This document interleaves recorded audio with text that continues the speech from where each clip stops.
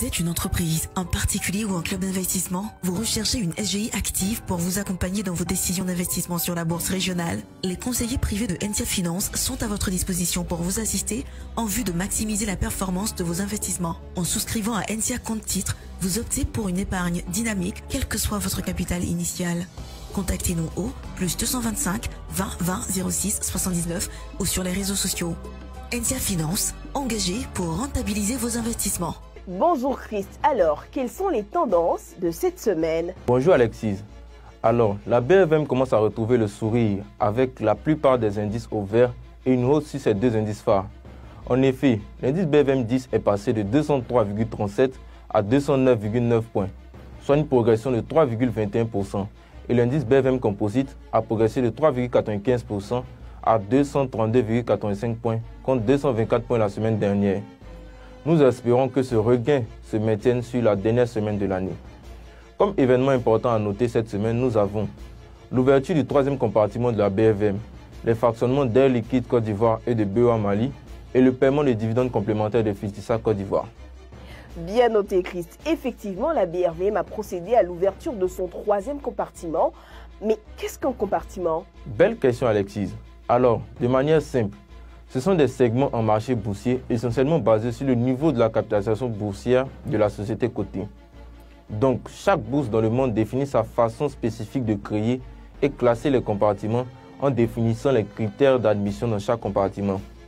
Sur la BFM, il n'existait que 2 compartiments avant la date du 19 décembre 2017 avec des critères dénotant d'une certaine maturité des entreprises.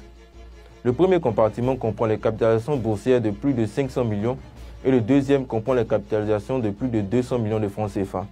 Ainsi, chacune des 45 actions cotées sur la BFM actuellement appartient à un de ces 2 compartiments.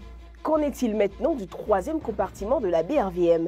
D'accord Alexis, vous conviendrez avec moi qu'avec la présentation des 2 premiers compartiments, on peut constater qu'aucune PME ne peut être cotée sur le marché financier de l'UEMOA en respectant les critères définis. C'est dans cette optique que la BFM a décidé de créer un compartiment destiné spécifiquement à ce segment d'entreprises qu'est les petites et moyennes entreprises afin d'accélérer leur croissance et de favoriser le développement des économies de la zone. Les critères d'admission sont effectivement moins lourds que les autres. Cependant, chaque PME devra avoir ce qu'on appelle un listing sponsor afin de le suivre dans son processus. En effet, un listing sponsor est une société qui a pour rôle de conseiller l'entreprise lors de son processus de cotation et dont sa présence pourrait renforcer la confiance des investisseurs.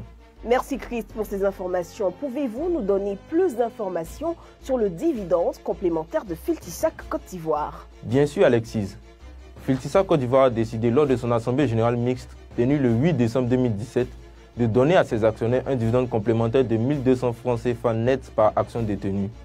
Ce paiement s'effectuera le 9 janvier 2018. Ainsi, toutes les personnes détenant une action avant le vendredi 5 janvier 2018 bénéficiera de ces dividendes. Pour information, il faut noter qu'avec un cours de clôture à 17 500 francs CFA pour cette action, ce dividende représente un rendement de 6,85% qui fait partie des meilleurs taux disponibles actuellement sur le marché. Merci Christ pour toutes ces belles explications. Je vous souhaite un joyeux Noël.